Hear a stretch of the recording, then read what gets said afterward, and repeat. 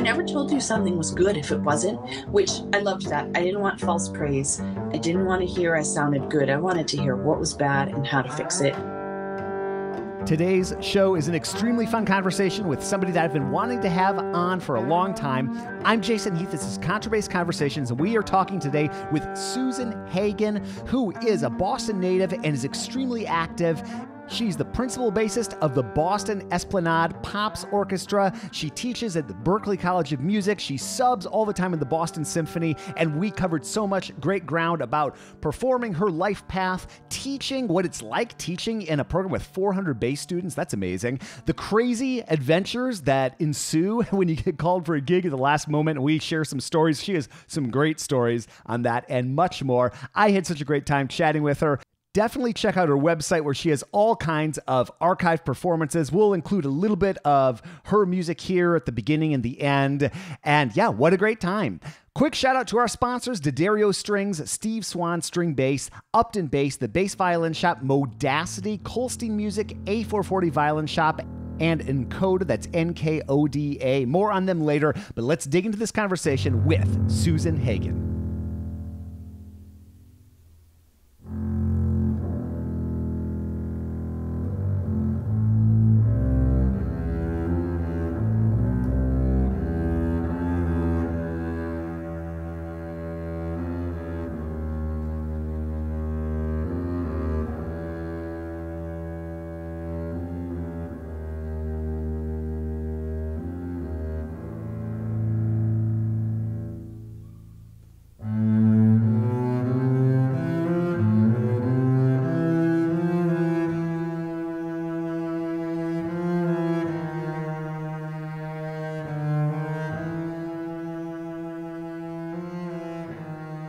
This is a totally random place to start, but I want to go and like get your backstory, and we have a lot in common. In fact, I think we probably started college at the exact same time, because I was looking, I think you graduated BU in 98 and then a master's in 2000. Yeah. Okay, that's my exact, I got my... I was going to say, we must be the same age, exactly. But we never actually met. I know, isn't it hilarious? And then we have another thing in common, which I thought would be a fun thing to start with, is we both played a recital on the Karl Kusevitsky bass.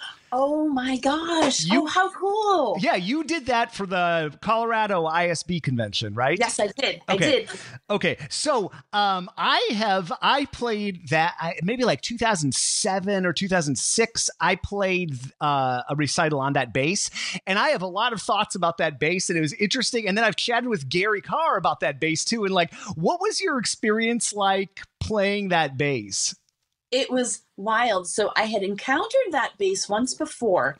When Ed Barker premiered the John Harbison Bass Concerto in Boston, he did like a sort of like a pre-premiere moment of doing it with piano for a group of bass students and stuff. And I turned pages for his pianist. Okay. And afterwards, he said to me, hey, because I'm thinking, this isn't his bass. What is this? And he says, come over here. You got to check this out. This is the Karl Kusevitsky bass. You got to play it. And he let me play it. And the whole time I was like, don't drop it. Don't drop it. And I didn't drop it, luckily. So years later, when so I was out at the ISB convention, I was going to play Steve Bailey, who is the head of the bass department at Berklee College of Music, where I teach. He said to me, hey, you going to go out to that ISB convention? I said, I'm thinking about it. He said, well, I have to play a recital, and everything I'm going to do is duos. He said, so you want to play something with me? And I was like, oh, yeah. So I figured one of my basses is an RV. And so I contacted Kai and I said, are you going to have a bass out there? Do you think I could borrow it just for the evening? And he was really super kind. He's like, yeah, not a problem. You can practice whenever you want. And then Madeline Crouch contacted me and she said, well, since you and Steve are going to play a Kusevitsky piece and we're going to have this bass, would you ever consider playing it on this bass? And I was like, you're actually asking me? Like, oh my God, I couldn't believe it. So I was psyched. And so I think Robertson's might have been helping to keep an eye on it, on the bass, and make sure it was okay. So I went over to there. It wasn't really a booth. It was a big room. Yeah. And I borrowed it, and they put orchestral strings on it for me, which might be sacrilegious, but we had rehearsed it. It was in D, and I didn't want to say to Steve, like, hey, let's put it in a different key tomorrow. So I got to practice on it for about 20 minutes. And then the day of, I had it for about 20 minutes before taking the stage. And the whole time I thought, I'm playing his piece on his bass. Mm-hmm. Like, that's just amazing. And I kept thinking, well, then there's no need to be nervous because the bass knows how the piece is supposed to sound, right? But it was fun. Man, how much, well, you know, that instrument just loves to sing. And especially up in thumb position, it's just amazing how much it projects. Oh, yeah. It was so interesting. And I wonder if that's the only time it's ever had orchestral strings on. Because I certainly did it. Yeah, I played it in solo tuning. And yeah, it sings. One of my first impressions with that bass was like, I could get that, what I think of that Gary Carr sound on it, not as good as Gary Carr, but I could get that type of quality. But I was just amazed at how close I had to be to the bridge to get that. And Gary, of course, is like notorious for playing close to the bridge. And it made me wonder, chicken or egg? Like, is it that he played on that bass so much that like developed that style? He probably had it anyway, but I thought I wondered that. Yeah. Yeah. I totally wondered that too. Well, and it's cool. So one of your basses is an RV. I have a jack stat, and there's a very similar size of bass. And I had the bass. That's awesome that you played with that, just 20 minutes and then another 20 minutes. I had it for like a month before I played on it. And I took all these photographs of it sitting next to my jack stat. And I mean, that bass could fit inside my jack stat easily, you know, little pipsqueak of a bass. It is. and you luckily didn't drop the bass when you first discovered it. But I had, and I can tell this now because it was like 14 years ago or something, but like I got caught in the rain with that bass. Now I had the Kate. I was just being a moron. I was coming from teaching private lessons, and I was coming from a school, and the doors would lock when I left, and I didn't have the key. So I thought, well, I should really find a way to have somebody wait with me, and it was raining. It was like intense rain in Chicago. My car was not that far away, but it wasn't like right next to the door. So I thought, I'm just going to chance it. We're going to go for it. And I ran, and I misjudged the intensity of the rain. And so that case was like pretty wet. And then I get in the car. I'm about 25 miles away from home. Okay, I'll drive. And then, to make matters worse, my check engine light comes on, and something, I don't remember what was wrong with the car, but I couldn't get above 20 miles an hour. And so I had to chug home. So it took me like over an hour to get home. And I pull the bass out, and the case is soaked through, and the bass is not wet, but it's probably headed in the direction of not yet. And so I dried it out, never said a word, played fine. So anyway, that's my little. Oh my God. Oh, how scary though. I remember I was walking on stage, and of course, being the brat that I am, I was wearing 4-inch heels, and I thought this would be the day I trip. And luckily I didn't, but the whole time I'm just thinking, don't trip. Now, do you sit when you play recitals, or do you stand when you sit? I sit all the time, actually. Okay. Yeah. So do you rehearse? Do you find it's maybe less so because you sit just because of the orientation, but when you're preparing for a recital, like, do you practice in heels to simulate the height, or you do? I do. Okay. Yeah, okay. Because my heels are so much higher. All my concert shoes are way higher than normal shoes. My knee, especially my right knee, is noticeably in a different spot, and I like to become acclimated. Yeah. It's a good question. I remember we had a master class at this. I was in the Civic Orchestra of Chicago when I was back just after getting out of school, and we had a master class with Pinchas Zuckerman, and one of the bass players, he was just general questions, and one of the bass players raised his hand and said, like, "What do you do when you're concert shoes are a different height than your regular shoes and you're practicing?" And all the violinists started laughing at him, but it's a legitimate question for us bassists. Yeah. Yes, it is a thing. Yeah. I've had a lot of students come in, and they're like, "I'm sorry, this feels so weird. My shoes are a different height today." I'm like, all right, well then let's learn how to deal with that, because it's actually a thing. Yeah. Yeah. And if I'm not careful, I get in my regular shoes, you know, there's not that much of a difference in height for me, but I do get in the habit of practicing barefoot, and I try to, and it doesn't make that much of a difference, but it's enough of a difference that when something's coming up, things feel, it's just like a little bit out of focus or something for me. Yeah. You don't want that extra little, what's the word for it? Just the variable, I guess. Yeah. Yeah. Okay, so I will introduce you before the intro before we get going, but maybe just you are a born and raised Bostonian, right? Yes. Okay. Through and through. Okay, and I know you have musicians in the family. Do you come from a musical family? Yeah, I come from, both my parents are music teachers. My mom was a fabulous piano player who she wanted to teach, and so that's what she did. But she would always play with us when we were in school and learning pieces. So helpful. And my dad was one of these guys that, like, he played several instruments extraordinarily well. He was in like a band. He played electric bass, he played upright, he sang, but he also sang classically, and the Metropolitan Opera wanted him to be like one of their regular choristers, but he didn't want to uproot us when we were kids. So he was a music teacher as well. And I have one of my sisters is an artist, but she was an incredible violinist who just hated auditions and knew that wasn't going to be the road for her.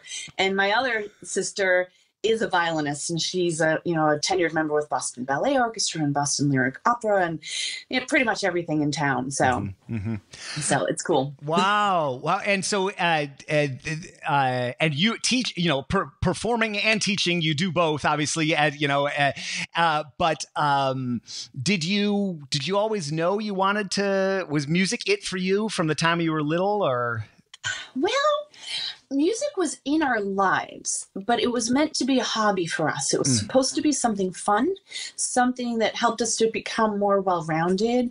I wanted actually kind of to be like a scientist, and I was thinking like marine biology, and then for a while I was thinking like computer science, and then I thought business, and the whole time my mom would sort of say, all right, shut your eyes. Imagine yourself in 10 years. What are you doing? And she was very cute. She'd say, you could be eating a hamburger. You could be walking down the street with your friends. You could be doing anything. What is it that makes you happy? And I'd be like, oh, I'm in school for a business management class. And she'd be like, you big liar. What are you really doing? And finally I said, I'm playing my bass. And I know I was the youngest of 3 siblings, and, MIT wanted me to go there. They were recruiting me hardcore. And I know they thought, great white hope, this is going to be the daughter that's going to make lots and lots of money. And finally, when I said I wanted to be a bass player, I saw her. She just went like, okay. And then she said, good. Then you're going to do it, and you're going to do it right, and we'll do anything we can to help you. I mean, they were school teachers, so it wasn't like, I'm going to buy you a Kennedy and we're going to give you, the most expensive stuff in the world. But they supported us in every possible way that you could ever imagine. They were amazing. And so, they said, okay. My parents both were like, all right, that's what you want to do? Go for it. So... that's great. Well, we have even more in common. Both my parents were school teachers too. So, cool. Small world. Was bass your first instrument, or when did you come to the bass? So, because my mom was a piano teacher, I started piano when I was really little. I mean, when I was like, 3 or 4, I was in one of her piano recitals playing the C major scale. Okay. I mean, not really, not incredible. But so I played piano and I studied with her for all the way through high school, basically. And I sang, which people who know me now would laugh because I stopped singing and started singing bass parts. And so I sing really low now, but I was a coloratura, and my parents were sort of like, you should try pursuing that. And I was like, nah, I really like the bass. I did try violin for a hot second, but it was so high pitched, I would get a wicked headache, like immediately.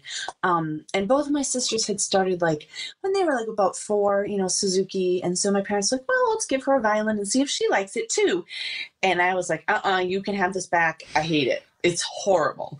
So, I mean, I feel like I kind of searched for my soulmate instrument. I tried viola. I tried clarinet. I didn't get past the mouthpiece. It sounded like a dying duck. It was awful. And finally, one day I said to my parents, I'd really like to play the bass. And there was one in the house. My dad used to play it, and they took us to concerts. So I certainly knew what it looked like and kind of like what it sounded like and all. And they were like, oh, come on, anything but that. And I pushed, and I was like, I really just, let me try it. I really, really want to try it. And the first note, looking back, I'm sure it sounded awful, but it was just like the clouds parted, the sun came through, and that was my moment. I found my soulmate. Wow. And I knew I loved it. And how old were you when that happened? Were you I was middle about school? 10. Oh wow. Okay. Yeah, but I was a tall 10-year-old. I was about 5'6", 5'7" when I was 10. So the height thing wasn't a concern. And of course I didn't practice, but I loved playing it. And I was in a youth orchestra almost immediately because, when you're a kid, youth orchestras need bass players. And I believe that the thing that students were told is if you know a bass player and they have a pulse, let them know we need them. And I was like, oh, I have a pulse. I mean, if that's all that's required, I could do this. So I got into youth orchestra well before I could actually really play. But that was really good for me, too, because it really pushed me. And it was fun. But I didn't really start practicing seriously till probably college. Okay. I hate to say that, but yeah. But you've got that, and it's really interesting to me to see people who have a piano background. Like you have, an extensive enough piano background that's like, you're well grounded in piano. I remember talking to Susan Cahill about her because she's also a pianist, and we were talking about how certain skills that piano teaches you and how they transfer over to bass or anything, and I'm sure your approach to bass and probably singing also had a major impact too. But I remember Sue Cahill and I talking about just how sight reading, how she approaches reading differently, just because you're absorbing information. It's so much information on the piano versus our one note at a time predominantly. Right. Oh yeah, I remember when I started bass, I thought this is so easy. There's just one line. Like what happened to like two hands and chords and a whole bunch of different things happening at once was amazing. But also when I got into BU, I didn't know that I also had to like secure my teacher. I just sort of thought I wrote him down on my preference sheet. I was good. So come late August, the school contacted me and said, so who are you going to study with? And I said, well, I put Ed Barker down on my sheet. So Ed Barker? And they said, oh, well, he has to approve that. And I got into college kind of a funny way. I won a concerto competition. And that competition gave me a full 4-year, completely full scholarship to BU. So I didn't audition with the other batch of students. So, in December, I wrote on a form. I wanted to study with Ed Barker, and I was accepted to the school. So I just sort of thought everything would fall into place. So in August, I contacted him and very sheepishly said to him, so sorry, but I'm hoping you'll maybe want to teach me. And so he had me go to his house and play for him. And when I played for him, he said, well, you have very good intonation. Do you play piano? And I said, actually, I do. And he said, And I've always realized that there was like not a lot of that wobbling around. Even when I was wrong, I could hear it. And I definitely attribute that to piano playing because it makes such a difference. It's either, you're hitting the right key or not on the piano. So there's no in between. You're so on the money. That's something I've noticed with my own students or when I get a new student. And sometimes I'm wrong, but usually I'm right. They're playing for a while and then I'll be, wait, do you play piano? And that's exactly the same thing. It's like they're just being exposed to the equal tempered, pitch structure just has, it eliminates that sliding around. Definitely. I love, over time, as I've chatted with people, I realize, I've multiple people that have studied with the same person. So like I've talked to other people like Ed Barker and I've had Ed on the podcast, but just for historical purposes, I think it'd be interesting just like, feel free to approach it however you want, but like describe Ed as a teacher and maybe what were those early experiences like? And I know you work with Ed all the time. So it's like, somebody you see almost every week, I'm sure, but it's so cool. So I got a bachelor's and a master's with him and there's gotta be other people out there. I haven't met anyone else who did that. When I was studying with him, so that would have been 94 to 2000, he was so intense, but in a good way.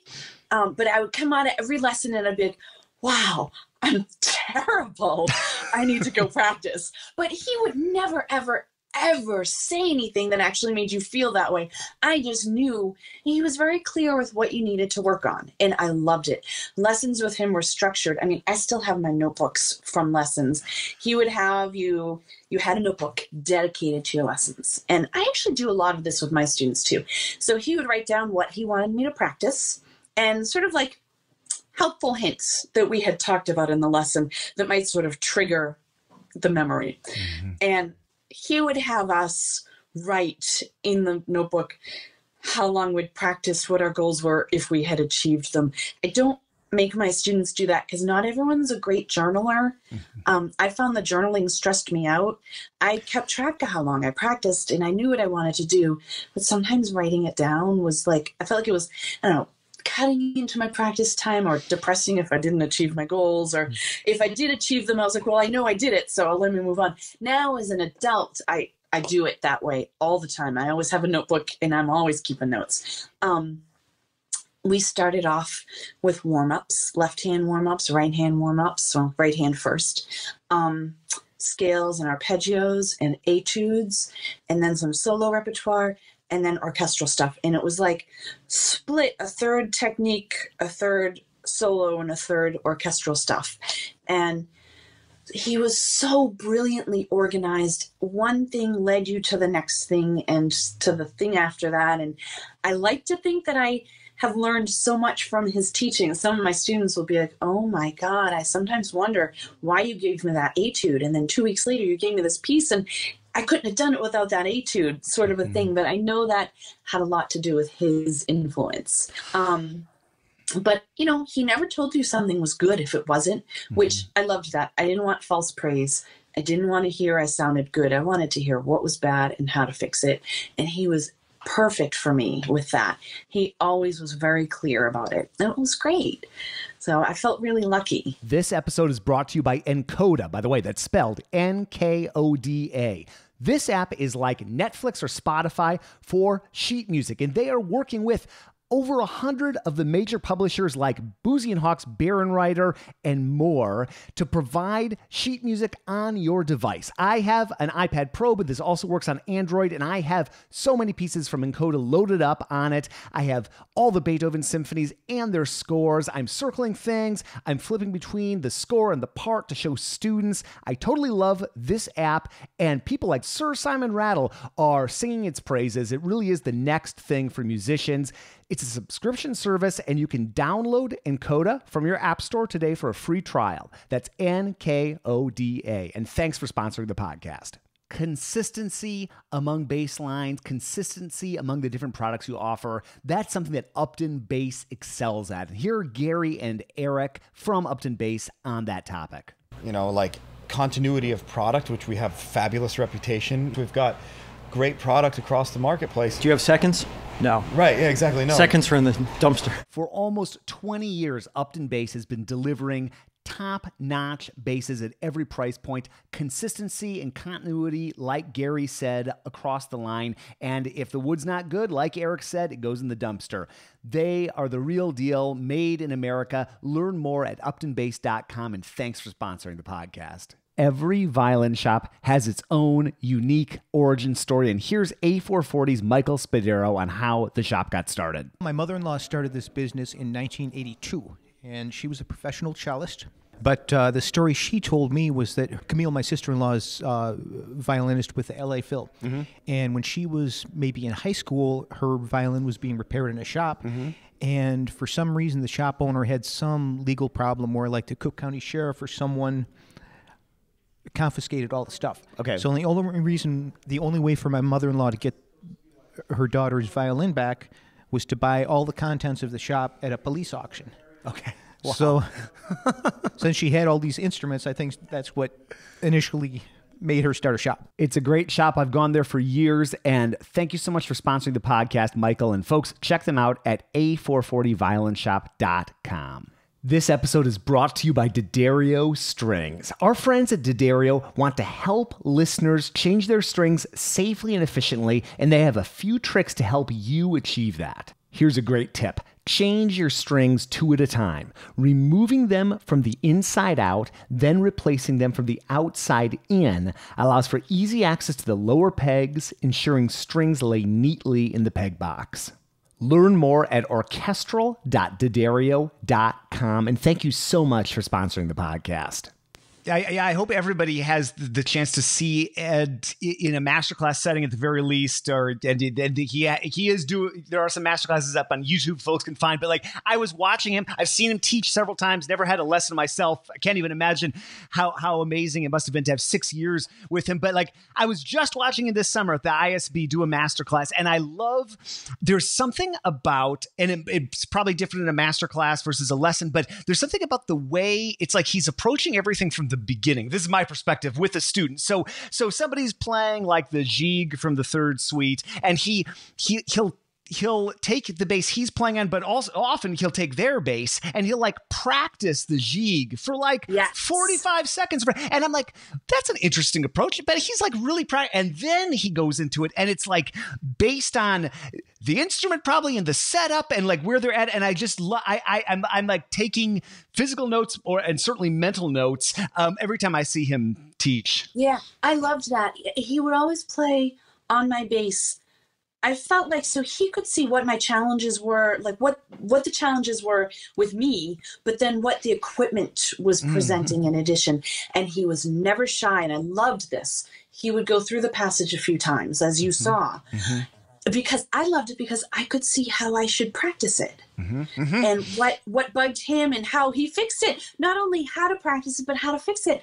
And then he always sort of like takes a deep breath, and then like you get this feeling of him thinking, okay, here we go. And then he plays it. And then repeatedly, week after week, I would just want to drop dead. I would be like, oh my God, that's so incredible. And it was great. And I remember one day I said to him, oh my God, my bass can sound like that. And he just sort of laughed, but and he leaned forward and he said, yes, and it could sound like that in your hands too. And I said, okay, I'll work on that. But it's great because in a master class, he'll always go back to the beginning with everyone to make sure that I think he really believed, as do I, that the technique, that's like the tools to get the musical results.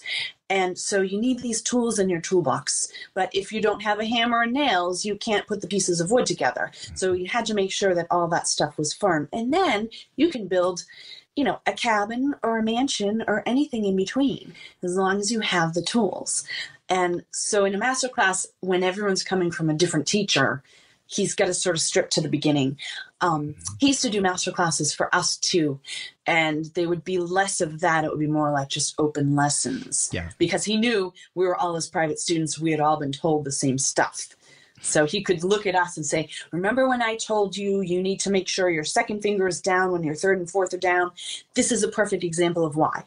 And, he wouldn't have to start from the beginning. But there's so much power in that cohort, that learning, because you learn so much from the teacher, and obviously anyone who's worked with Ed Barker or seen him work or had met you realize like, wow.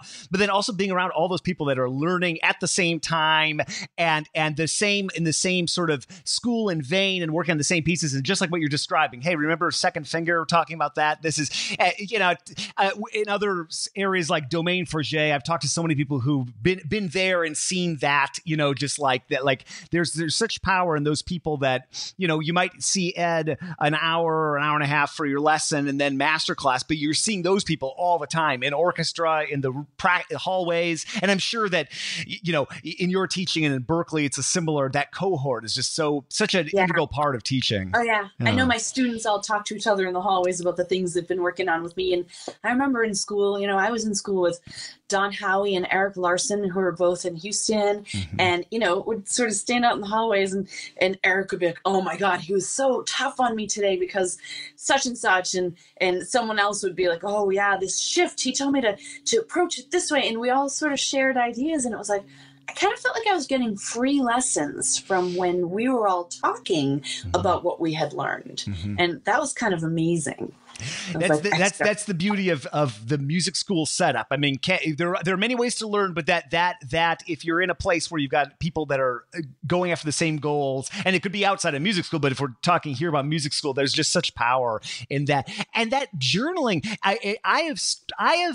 it's cool that Ed did that, and I love that you do that with your students. And I have gone through phases. I do keep records of what I'm working on. I find it very helpful. When I was in school, I kind of get obsessive about stuff like that. So I was realizing I was spending half my practice time writing about what my practice time was going to be. And then I'd rebel and I wouldn't write anything down for a while. And then I'd be disorganized, and then I'd come back to it. And my poor mother has all these practice journals in a closet at home. So. Oh, yeah. Well, I think it's a hard balance when you're a student, too, because like you said, how much time do you spend writing and how much time do you spend doing? And is the writing is usually actually helping the doing. But as a teenager or in your early 20s, you start feeling like you've almost wasted time, even though you have not been wasting time. But you get antsy. You're like, God, I gotta just get the bass in my hands and start working on it. And, you know, I commuted to school, and I felt like I knew that was an hour on each end of my day, that if I weren't commuting, maybe I'd journal better. But also, I really liked living at home. It was better for me at the time. So it was definitely not something I would have traded. It was just something that I would sometimes wonder, I wonder what I would have done differently. I probably would have gotten into trouble. God only knows. I probably just would have hung out with my friends more, which would not have been more productive. Right. So in the long run, I think it's better. Talking about Ed and the tools you need to get the job done. I think about this sort of stuff all the time. I'm sure you do too. But like, what are some of those desert island tools? What are some of those things that maybe you worked on with Ed, or you have with your students, or things you do every day or can't live without? Or I've got my iPad here in front of me, and it's loaded up with like 5 or 6 things that if I didn't, I wouldn't know what to do with myself if I didn't do them every day. So do you have any? Yeah, I do. And I do this a lot in my teaching. I mean, obviously, everyone's going to say tuner and a metronome. But for me, the tuner also includes a drone. And I have this sort of right hand and left hand warm up. I'm going to call it a ritual. And I pass it on to my students. Part of it I learned from Ed, the first segment of it. And the rest sort of I created actually after grad school to fill what I consider to be gaps in my technique. Things that I just hadn't quite mastered yet. I may have had a master's degree, but I was not a master by any means. And, you know, I knew that string crossings on slurs were not consistently clean. And of course in Boston, we're like super hyper sensitive to cleanliness within the playing. So sometimes like freakishly so. And you know, certain shifts from one finger to another that weren't really great. And so I wrote a handful of exercises. And when I started teaching, the first one that I do is the one that Ed taught me, which was the left hand chromatic warm up. Well, I noticed that my students were not interested in it. And I thought, okay, I wonder if I can sell this. Let's use marketing for a minute. And I said, well, when I was a kid and I played this, my mom would say to me, what's that thing that sounds like neener, neener? And I said, neener, neener. That's what I'm calling it. And my students, they all do it religiously. They all practice it. And I swear it's just the new name.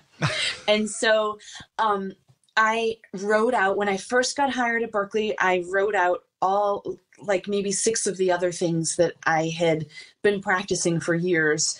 And instead of being like chromatic warm up number 2, chromatic warm up number 3, you know, that sort of thing, I had a contest.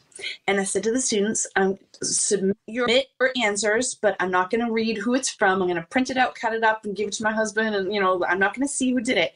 But it was a contest to see who could come up with the best names. And so they have new names that are much less technical, and I think they're more exciting to practice. But, so that's my long-winded way of saying, for me, it's my warm-ups. If I warm up really well each day, I feel like I can tackle the world. You can put, and it's happened, I'll get a call at 9:30 in the morning. Hey, can you get to Symphony Hall for 10:30? We're premiering a piece by fill in the blank. It's hard. Click, end of phone call. I'm like, okay.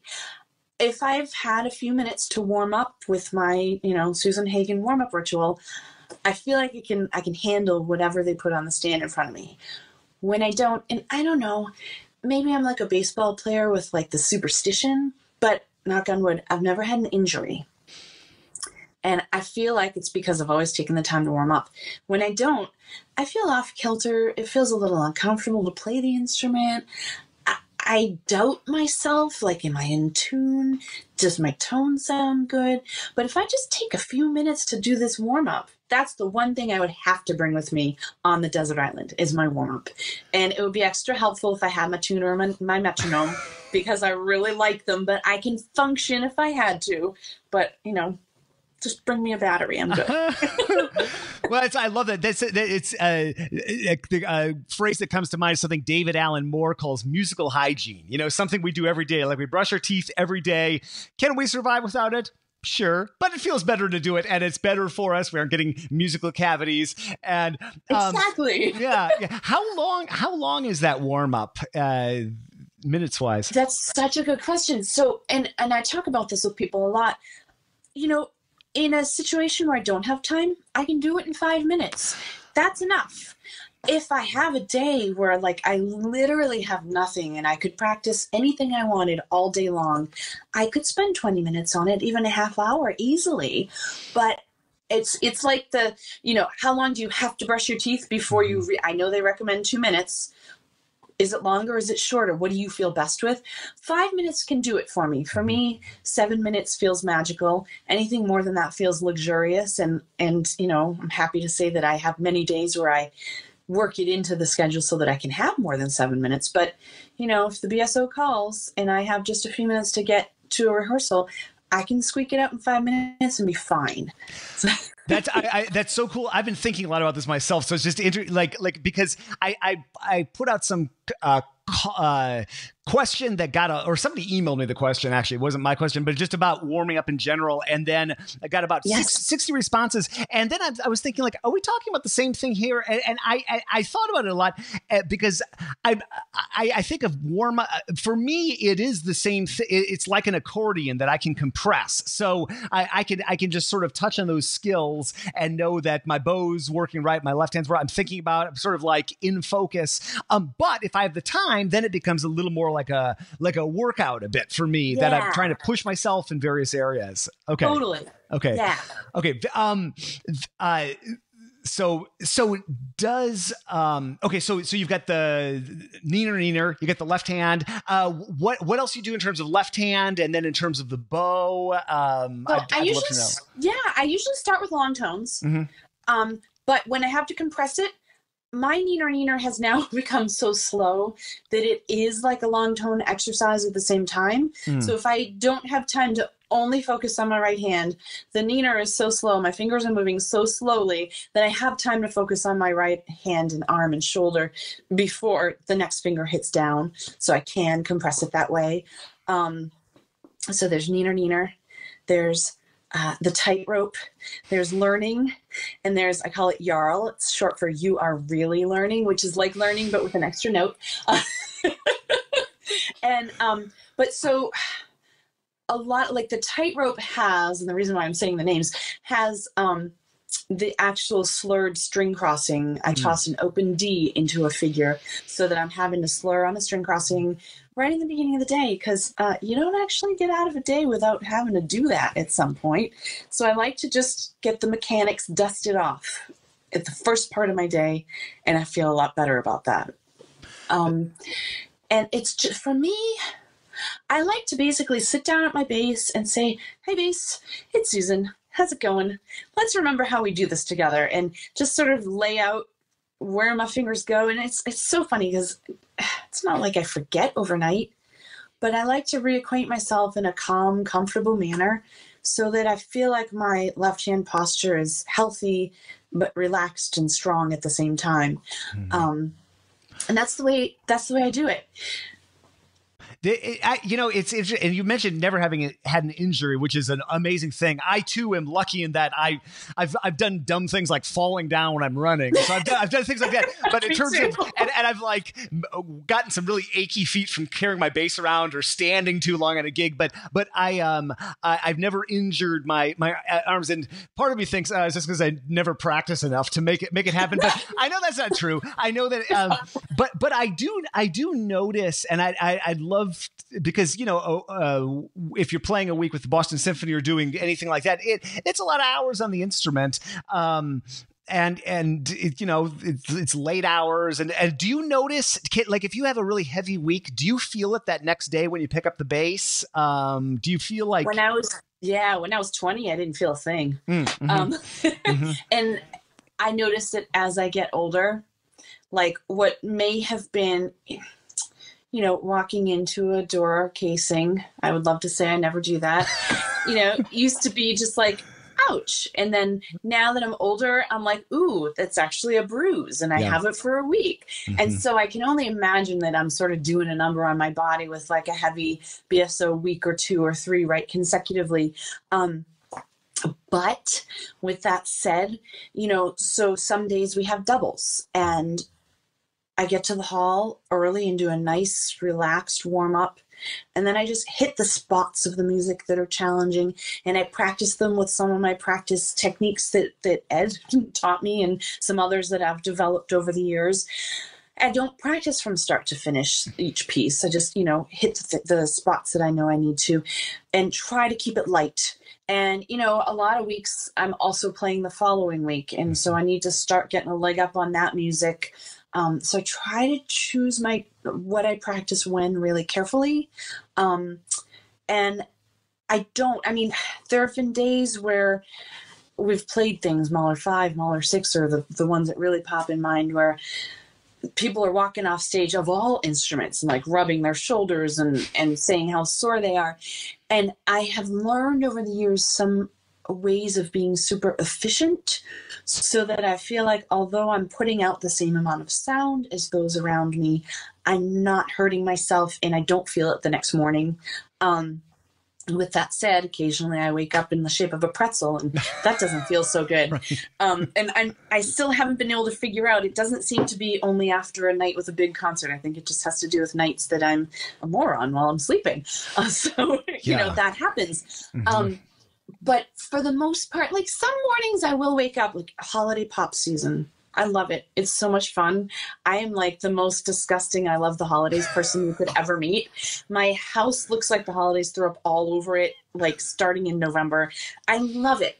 But with that said, there'll be 2 concerts on a Friday, 3 on a Saturday, 3 on a Sunday. By Sunday morning, you get to the hall and you think, do I need to warm up? I think I'm still warm from yesterday, but I still do.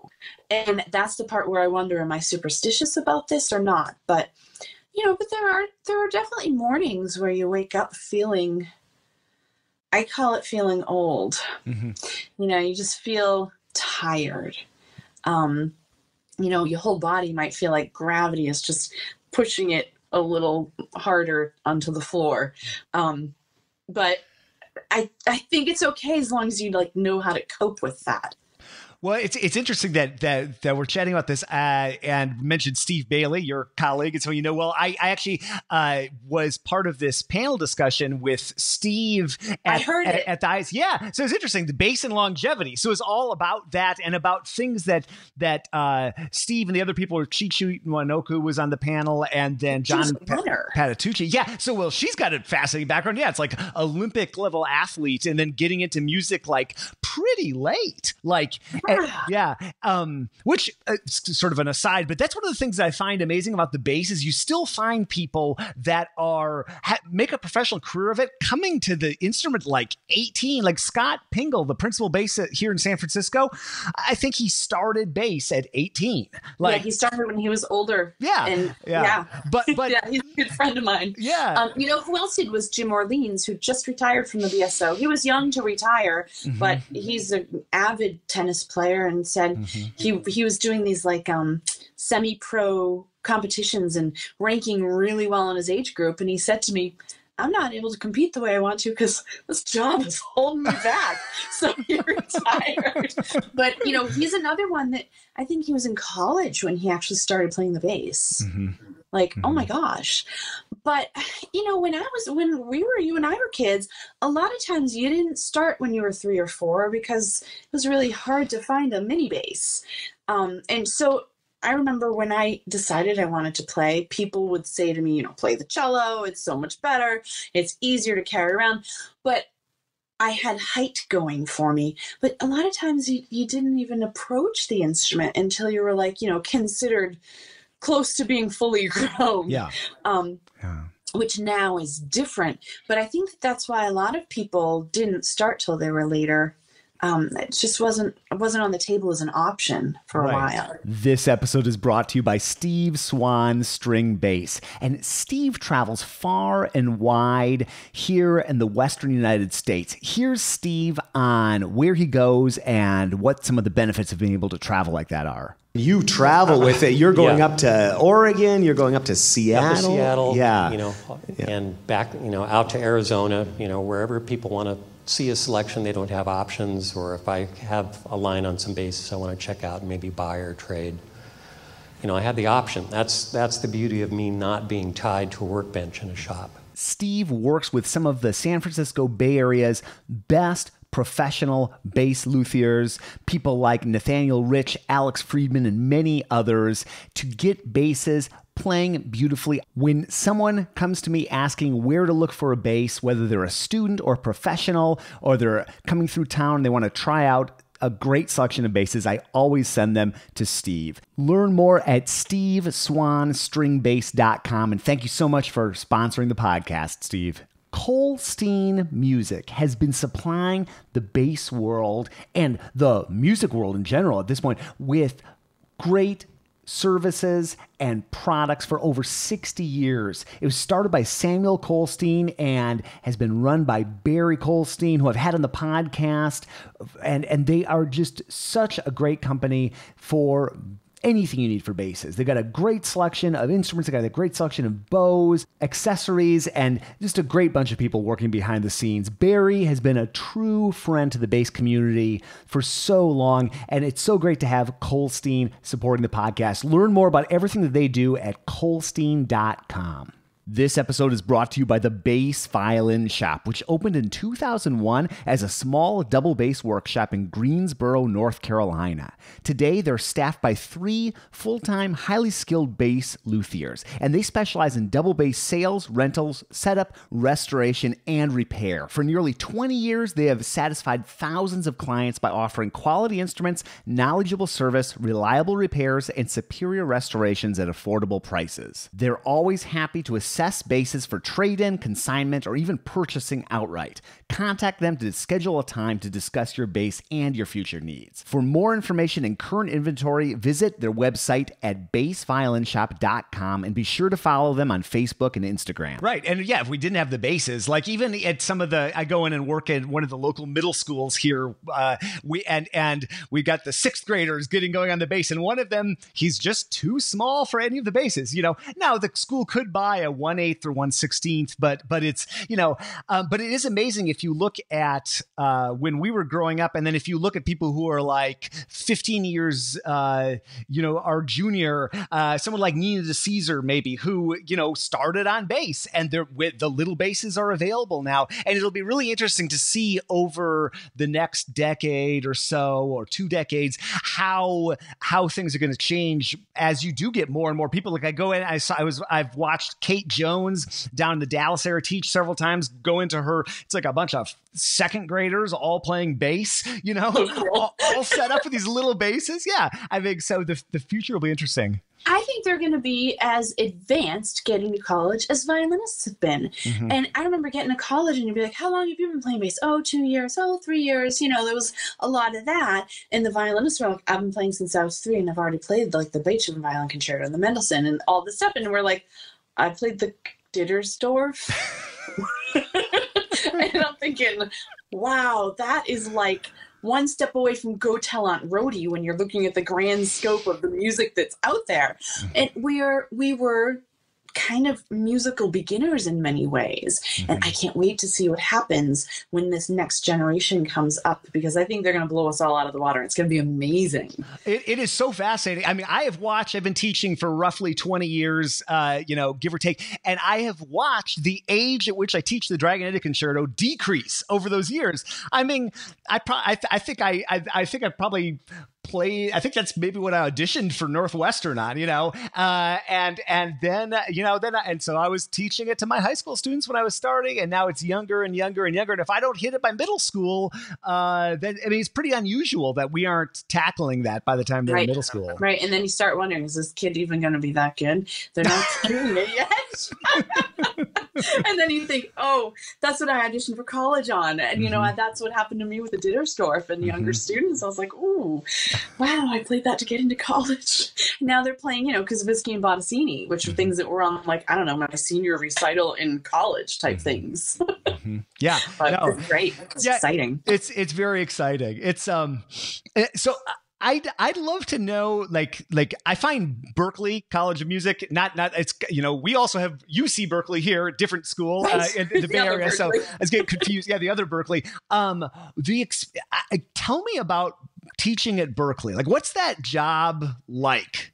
It's incredible. So I've taught at I've taught at Boston Conservatory for years, and teaching at like a classical conservatory in a school like Berklee, they're so different in a really fun way.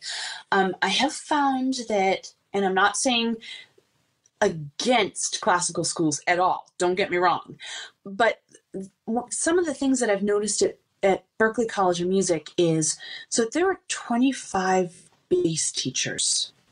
There are like 400 bass students. Now, they're not wanting to be in, no, that's a lie. They don't all want to be in a major orchestra. I do have one that's like destined for a major orchestra, and he wants to be a classical player. And Berklee was the way he got out of his home country with a full scholarship to come to Boston to study music. But a lot of people are like, oh, Berklee, oh, it must be so laid back. I got to tell you, what they do, their academic load is intense. Their playing load is over the top, crazy. I don't know how they do it all. And I think they have a good dose of reality. When you're one of 400, you got to hustle. You've got to work really hard to get anywhere. When you're one of, depending on the school, 8 or 20, or, some schools have more than that, but I don't know. I think you can get sort of in your own bubble of like, I'm the best of the people at my school. I always sit first. Everyone thinks I rock, and that could be it. But at a school like Berklee, my students work really hard, and they'll come in and without fail, at least twice a semester, each student will have a week or two where they say, I didn't practice as much as I wanted to. I'm like, all right, well, there's still stuff we can do. And so they're very upfront about it. They're honest. They're not trying to pull the wool over my eyes. But also, they've done what I wanted them to do. They just didn't do extra. And I'm like, okay, well, that's cool. At the bottom of their lesson notebooks, I usually have one extra thing, and I write, if you have time. And that's the, if the week happens to be light for everything else you're doing, let's start this other thing. But it's really fun. And the 25 bass teachers, it blows me away. Everyone is kind to one another, supportive of each other. They come to each other with questions. They'll talk, say, I'm having trouble with this one student. Does anyone else know him? Yes. Okay. Have you had the same problem, or is it something I'm not reaching him on? But there's not this competitive, this is my student. And also, how we signed up to study with one teacher for our whole time at Berklee. They encourage you to experience as many people as you can, because there are several that specialize in jazz. Then there's a couple of R&B guys, and there's a blues guy, and there's a hip hop guy, and there's a couple of one incredible gospel guy. There's the metal guy, and it's like everyone has like a specialty. And so if the student gets to meet as many of them as possible, they become more well-rounded, but they also find what they like best for themselves. So it's just such a different school in so many respects. It's really cool. Also, it's the first place I've ever actually had an office. So like I have a place where I can keep all the music I could need and like pull out and be like, here you go. I love that. Anyone listening should not underestimate the impact of having an office. Like I remember when I finally got someplace to park my musical life, it was like amazing because I was always like, you know, and this is before the iPad age and all that. So I always had like bags of music. Your shoulders are gonna fall off. I mean, I have most of my stuff on my iPad now, but you know, I still like to be able to flip through a whole bunch of things and make, okay, this is the one you're going to do. It's nice. Yeah, no, you still can't replace the physicality of that. I love pulling out the you know, you name this with the Samandal book or one of the Roboth books or Petrarchy or whatever. And yeah, like physically opening up to it. You sort of lose yourself in the play in the context sometimes with the digital side, but I do love having my library with me. And, you know, it's just amazing that number. So 25 bass teachers. So that's more teachers than there are bass students at just about any school. I was listening and I've always been fascinated by Berklee. And I remember hearing Steve Bailey on a podcast maybe a year or two ago. And he was just talking about the setup like you're describing and the 400 students. I mean, I think Northwestern's music school is smaller than that, and that's just bass. Right. You know? It's huge. It's huge. And what's impressive though is like Steve Bailey, if you say, oh, you know, I saw John Smith, I have to use a name that seems like it would be fake. He's like, oh yeah, I know that guy. He's like, he knows every student and he knows like things about them off the top of his head. And it always blows me away because there's so much to do as the department head there, and he has a career playing, and he has a family, but yet he knows these students. He knows them all, and he cares about them. And it's really nice to be part of faculty that has that feeling. You know, I'd love to. This is something I thought a lot about. I used to teach at DePaul University in Chicago, and I would teach. I had some performance students, but I had like classical performance students, but I also had some jazz studies majors, and I had some people that were coming from other areas of life. And I always struggled there with finding a good approach for people that weren't quote unquote on the path. The path, I mean, your professional orchestra career. And the struggle I had was like, what can I give them? Not why aren't you doing what I think you should do, but I always just like had a hard time like, do I work on concertos? Do I work on vibrato? Do I just talk jazz theory? Like, and I'm sure the goal career aspirations of the people you work with are probably all over the map, like you're describing. But like, how do you find a way to serve the needs of the student? I guess maybe is the way to put it. Well, yeah. So when I was hired, Berklee really wanted to find a classical player because they knew that they had a lot of students coming out with injuries. And they thought that maybe somebody that could teach solid technique would be helpful. And I love teaching technique. I really do. Like, it's fun. So the first thing I do with a new student that I don't know, I ask what their favorite type of music is. And I'm like, no, I don't mean classical. I mean, like, what do you think today, if you had to make your career, what would it be?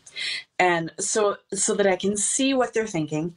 And then I say, okay, now classical music, have you ever played any? Or is there something you've heard that you hope to play? But before you answer, I always have to toss this in. I'm not telling you that you're definitely going to be able to play it this semester. Like, you know, a total beginner to the double bass might come say they want to play the Botticelli concerto. I can't guarantee them that they're going to be able to play that anytime soon. And so then I say to them, okay, great. I'm going to get you the tools to be able to eventually play whatever it is you want, or I'm going to pick some stuff. If you hate it, I didn't write it. I'm not going to hurt my feelings. We'll find something different. There's so much music out there.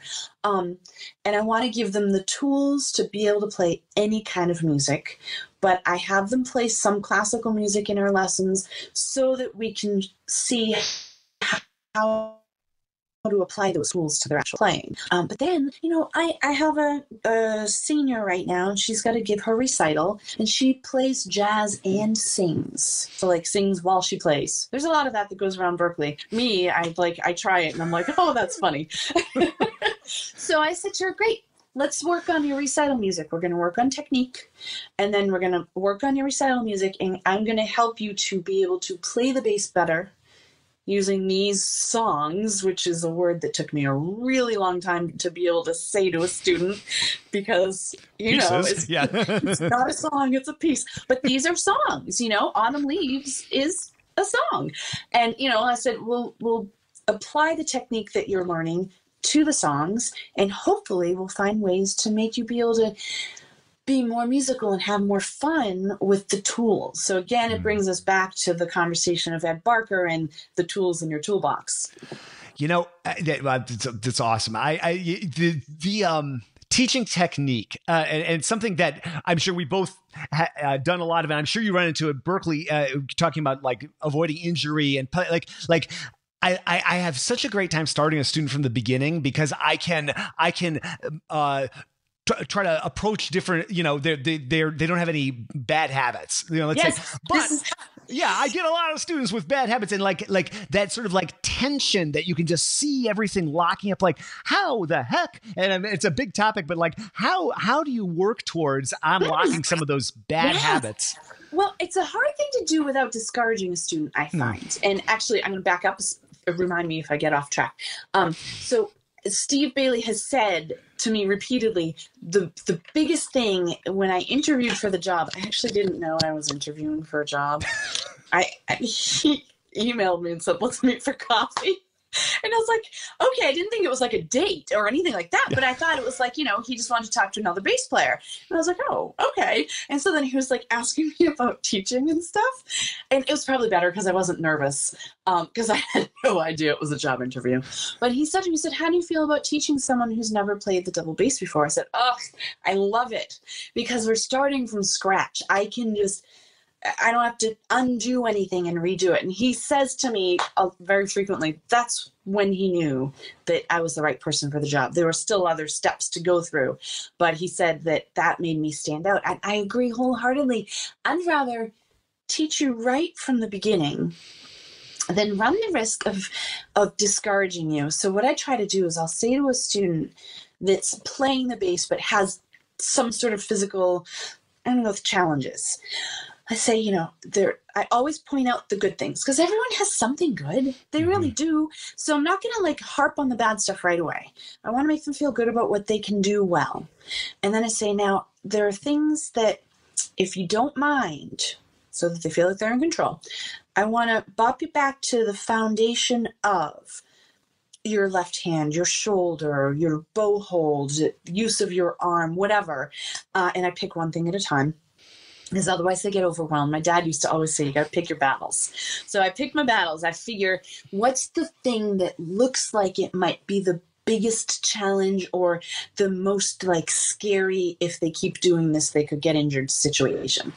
And I say, we're going to work on this one thing. And bear with me, because we're going to kind of strip it down to the beginning and build you back up so that you'll be way stronger. But I do try to say it in an encouraging way. I find that if you say your left hand looks terrible, you're going to be in so much pain and this is going to be a lot of work, but we have to fix it, I would quit.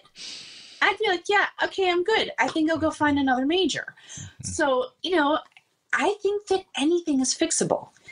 But I think you gotta make sure that they don't get bummed out by it too. Yeah, that's the psychology of the lesson and approaching that. I thought so much about that myself, and I remember talking to Kate Jones. I don't remember if it was for the podcast or just some other occasion, but about when all the technique disasters are happening left and right. She's just find the one point lesson, and so we're just going to talk. I was working with somebody recently. It's all right, we got to fix that bow angle. I know that there are other things we're going to do, but we got to get that. And so we just got in on that, and it got fixed. And if you can focus on one thing at a time, they can accomplish it faster and they feel better.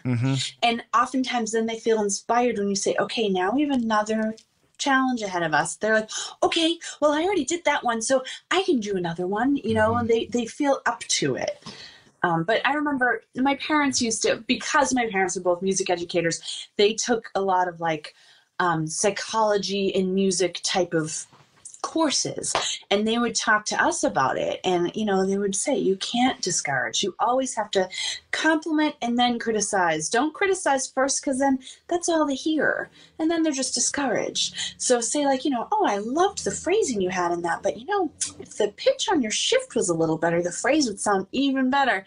And it was funny because I had a student who, when I was teaching at Boston Conservatory, she came for a trial lesson. And she was torn between going to Northwestern or Boston Conservatory. And she ended up going to Northwestern, and she emailed me like, I don't know, she had been at the ISB convention in Colorado that I played at. And she came up to me at that and she said, oh my God, I'd never heard you play before. Now I think I made a mistake. I said, what are you talking about? She said, I should have come to Boston and study with you. She said, in your trial lesson with me, you were so nice. I thought, how will I ever get better? And I said, oh no, I'm not nice. I just do it with a smile. You know, it's like, I'm kind about how I pick on you. It doesn't mean I'm not working you hard or picking on you. I'm just not mean about it. That's such a great observation, because it's like if you look, I've thought about this with people I've studied with before. It's like how we approach somebody as a human, and just the delivery and like the way, like I've had people that were, you know, very positive in the lesson, but if we actually looked at the transcript of that lesson, it might, you could read negativity into it, even, you know, but it's all about the art of you know, approaching it. Yeah, absolutely. Yeah. And it's so funny. You never know where these people are going to go to. At least for me, I have been constantly surprised. I've had students go on and get professional jobs I never would have predicted. I've had people I thought would you know, be superstars, like things go totally differently, or somebody's like, they don't seem like it's clicking and then it clicks, or people hit a plateau. And you just, the longer I've worked with people as a bass teacher in general, the more I've just been like, right, nobody off, you know. You just don't know. You don't know. You don't know what's going to click, what's going to resonate, where they're going to go, what skills they might take from this, even if they do something else. So it's like, it's a really special thing. Yeah, it's interesting too, because even people I was in school with, non-bass players, that were people that, you know, everyone was sort of like, oh, he'll never make it. He's not very good. And then all of a sudden he has a huge job in a major orchestra, and you're like, whoa, something fell into place somewhere along the way. And you just don't know who it's going to happen for, all the right pieces are going to fall into place, students and colleagues as when you're a kid. So it is interesting to see how it all plays out. And it can be frustrating when you're in it, and the short term, you're like, oh, I'm never going to get better. I'm never going to get this. But if you know, things always look neater in the back mirror, you know, than they do when you're in the moment. But it's just, I've seen that so often with people. Yeah. Then they're in the Chicago Symphony, or then they're in the Boston Symphony, or you name it, you know. Yep. But it's it's just, we're on this long path, and if we do our musical hygiene, you know, like you're doing on a daily basis. And I want to be respectful of your time, and like I could talk to you every week, and we'd have more to chat about. So please, okay. But you were describing earlier the, you know, needing to have that warm routine that can be real concise, because you never know when that call is going to come in. And I'm sure this happens a lot for you, because you play with the BSO a lot. I occasionally sub in the San Francisco Symphony, but I had what you were describing happen not too long ago. I was in a cafe. I was like getting ready to do some work. I had my week all planned out, and then ring. Oh, San Francisco Symphony. Think I'll answer. And it was like 48 minutes later, I'm like rehearsing Prokofiev 3. Like, you know, my week is totally different. So how do you maybe you're just used to it by now, but like that, what if, you know, and a lot of people, you know, people would be thrilled to be in your shoes. You know, so many people like, oh, I wish I could be doing what Susan's doing playing wise, but like, you know, that is a challenge too, to like have that unpredictability. Like, how do you handle that mentally or schedule wise? Well, I always called myself, when I first started out, last minute Charlie, which was like an expression my grandfather used to use. I have sort of accepted the fact that I don't know what my life is going to be like. And it's really funny, because I like to have a schedule. I like to have a plan. But if that schedule or plan changes, I'm fine with it. But I like to know what I'm supposed to be doing. But it used to, oh my gosh, in the beginning, I would be like shaky, not from nerves of playing the bass, but from the nerves of trying to reorganize my whole schedule for the week. The very first time I got called to sub with the BSO, it was in the summer. I had just graduated from grad school. I had taken, at Ed's suggestion, a week off. I put my bass away. I bought furniture, and I was staining the furniture. Now, of course, I'm probably one of the quirkiest people you'll ever meet. I stained it aqua, and anybody who knows me will go, yep, that figures, because that's just, I love it. So anyway, I'm in up to my elbows with aqua stain, and it was 7:30 at night, and it was a Boston number, and I didn't really know the number, but I knew Boston, from Boston proper, I will answer the call. So I answered it, and I was like, hello, this is Lynn Larson from the Boston Symphony Orchestra. Can you come out to Tanglewood tomorrow and play Heldenleben? And I thought, what the Heldenleben am I going to do now? I couldn't find my skin. I couldn't find my fingers. There was stain everywhere. I didn't know where to stay. I had to get Heldenleben up for the next morning. And, I had to leave at 6 a.m. to get out there because it's like a 2.5-hour drive. And I just went, I was staining with my mom. And I looked at my mom and said, what am I going to do? And she's like, okay, go wash your hands. Let that be the first thing you do. And I was like, okay, all right, wash my hands, find a place to stay, practice the piece. All right, I'm good. I got this. But like that time, I felt like my hands were shaking and I felt sweaty. And I was like, oh my God, what do I do? Once I got out there, I was fine. Now, gosh, that would have been 2000. So it's like 19 years later. I'm used to it. Mm-hmm. And, there have just last spring of 2018, I was cooking chicken. So once again, it's what do I have on my hands at the moment? And I saw the phone ring and I got like raw chicken everywhere. I was cutting it with my kitchen shears and the phone rings. I'm like, do I touch the phone with raw chicken hands? I don't have time to wash them. What do I do? I grabbed a paper towel and like tried to answer my phone. It wouldn't go because it wasn't like getting the heat on my fingers. So I was like, great. Now I just rubbed chicken across my phone. And they said, it's 7:00. We have a concert at 8:00. It's all John Williams music. Can you get here? They've rehearsed it. Now, with the Pops, it's like usually one rehearsal for like a couple of programs. But for John Williams, they'll do 1 or 2 full rehearsals just for John's music. Because as you know, it's that hard. So I was like sitting there again. I'm like, what do I do with the chicken? Do I cook it? Like, I got to get into Boston, which is only 17 miles away. And so I was like, okay, you know what? I'm leaving the chicken on the stove. I'm not turning the pan on. My husband's going to have to figure it out. And so he's pulling into the driveway as I leave, and he rolls down his window and goes, Boston Pops called, huh? I was like, yeah, sorry, there's a disaster on the stove. And so I booked it in, and I played the concert. And at the end, one of like the proudest moments of my life, one of the guys in the section leaned over, and he said, holy crap. We had 2 full rehearsals on this program, and I still screwed up. You didn't make a single mistake.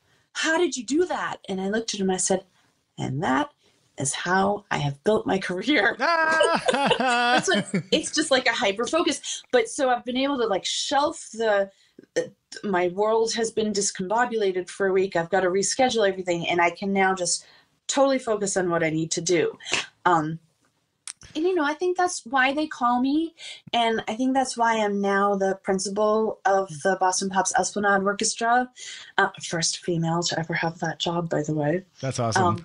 But, it's just the ability to sort of focus through, not think, oh, my God, I have to reschedule my teaching. And, that thing I was going to do, whatever it was. It could be a doctor's appointment. It could be, promising my sister I was going to take her shopping for her birthday, whatever. And the nice thing, though, is my family, because we're musicians, my grandfather was a saxophone player in a dance band. And he played up until he was 90 years old. We knew Christmas, birthdays, graduations, weddings, he might not be there. He might have a gig. So my family certainly understands that. And so that was luckily never a pressure of like, You promised your cousin you'd be at his wedding, and then you went and played a Boston Pops tour. True story.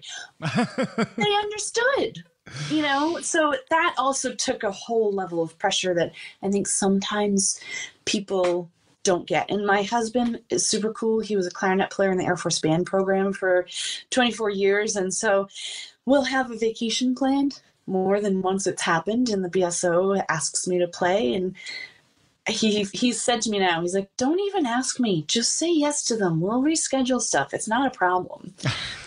So, thank God. Yeah, it's nice to have that the understanding of the family, and everybody gets it. It's funny. My wife is a radiologist now. What got her bachelor's and master's in heart performance. Her medical school essay was about an experience like what you're describing. She was at home, just doing whatever, and like 3 p.m. The phone rings and says, "Can you come play Madame Butterfly like today?" And so it's like harp. Okay, no rehearsal, right? So it's like one thing. It's yet another thing to like. It's one thing to walk into any section and she's cold. the only one. You're the only one, and all these solos and all this. And she's like, well, she had played Madame Butterfly like 5 years before with another orchestra, another conductor. And to make matters worse, and as a Bostonian, you can relate. It was snowing intensely, so it's like, okay, I have to play. She had to plan her former teacher's harp at Lyric, and with that part, with all the pedalings that you hope are right, and she gets in the car, and it's like total gridlock. Oh my God. So she just makes it, right? Trying to find a place to park in downtown Chicago. No time to settle in. You can relate her, run in. There's the harp I don't know. The part I have looked at 5 years ago with different markings, and who knows if they're in 2 or 4. But she parlayed that experience into an essay that it wasn't the only reason she got into Yale and Northwestern and University of Chicago, but it certainly helped. So it's But there was a holiday Pops concert couple winters ago. I mean, there's a lot of these that happen, especially with the Pops. The Pops season is so busy, and people get sick or whatever, or the kid gets sick and they got to stay home. And it was a Sunday morning, and there's normally a triple, but I had the morning off that time, and I only had 2 shows that day. And my husband had gone out and gotten donuts, and I'm sitting there with a cup of tea and a donut, and I was like, this is so nice. And the phone rang, and they said, so it was 10:32 when they called, and they said, Susan, can you get here? We had an emergency. Can you get here for the 11 o'clock show? I said, well, yep, I can. Now, one of my basses was in a trunk being shipped to my afternoon concert, which was in Lowell, which is like an hour away from Boston. And my other bass I was going to bring to the hall that night. So, basses were in different locations. And I hung up the phone, and Kevin said to me, all right, put the donut down. What do I need to do? I said, you need to drive like Mario Andretti, and I will not complain. And so I literally threw my bass in the car. I grabbed black concert clothes, and I changed in the car while he was speeding. And then we got to West Esplanade, which is the last half mile before the stage door, and it was stopped. Nowhere to go. And I thought, oh my God, it's 5 minutes before showtime. If there were no traffic, I'd be there. This would be great. And Kevin looked at me and he goes, hold on. He went on the wrong side of the road, put on his hazards, and started flashing his high beams. And he said, some people will think I'm an emergency vehicle. Other people won't. If I get pulled over, I'm active duty in the Air Force. They'll give me a ticket, but they're not going to arrest me. I was like, oh my God, I couldn't believe it. Pulled up at the stage door. I ran backstage, and Keith Lockhart was standing there, and he looked at me and he said, how the heck did you make it? And I said, you don't want to know, we broke way too many laws for that. Oh, it's just like the nightmares that I've had where I'm trying to make it to that. That's amazing. It was one of those nightmares, and stage crew was back there, and they were like, Susan, just take your case off. We'll put it backstage for you. Because there's a tuning room where you put your cases, and they were like, just get it out here and just go on stage. And I made it in time for the A. Wow. That is an accomplishment. That's I couldn't have done it alone, though. It was something. Well, we got to do this. This has got to be. I was just chatting with somebody, and I realized it was like I think the fourth time I've had him on the podcast. We got to make this happen I love it. again, and we could just chat gig stories for an episode. But maybe we could end with the only traditional question I usually have, which is. So you started BU, you were 18 probably, roughly. Okay, so go back and give 18-year-old Susan some advice about anything. You know, one of the lectures that I give to students, like when I go into schools and they ask me to talk, I say to them, and this was something I did anyway, be kind to everybody. Be nice. Be respectful to everyone you meet. And, you know, sure, self-serving, yeah, you don't know where they're going to end up and where you're going to end up. You might be in the same musical circle later, but really be kind. You'll have a nicer life and you'll be a better person for it. And just for that alone, there's this new song that the Black Eyed Peas just did. I don't know if you watched the TV show called Songland this summer. No. They bring in these budding songwriters and pair them up with major producers. And will.i.am from the Black Eyed Peas came in, and these people pitched their songs, and he revamped his entire album for this one song called Be Nice. And I love the song. It's Be Nice, Just Smile. And it's talking about how your life will be better. The people around you's lives will be better. We want to make a positive influence in the world. And I think right now is a really important time when people are getting frustrated with politics or the economy or social injustices. Let's start by just being nice. Mm-hmm. Mm-hmm. I think that's the most powerful thing we can do. I feel like it's contagious. If you're kind to somebody, then they might be kind to somebody else, and it'll spread, and we'll all start feeling really good about it. It's a good way to live your life. Yeah, I think so.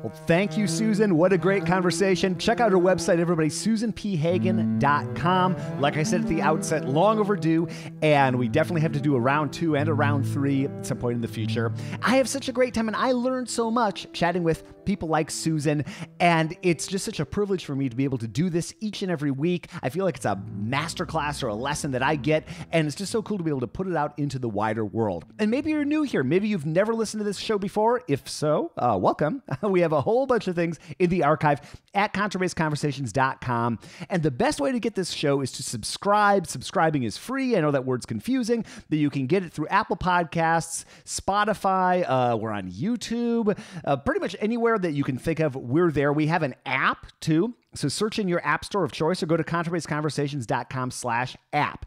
And if you have any guest suggestions or topic suggestions or anything like that, email me feedback@contrabassconversations.com. I'd love to know what you like or whom you like. Is whom or who? I think it's whom. Anyway, I'd love to hear from you on that topic. Contrabass Conversations is produced by Michael Cooper, Steve Hinchy, Trevor Jones, and Mitch Mooring. And Mitch is making beautiful and award-winning double basses in the Dallas area in Kilgore, Texas. Learn more at mitchmooring.com. And thank you to Krista Copper, who archives and catalogs all of what we do here at Contrabass Conversations and has her own podcast, by the way. I'm your host, Jason Heath, and we will see you again soon for more life on the low end of the spectrum.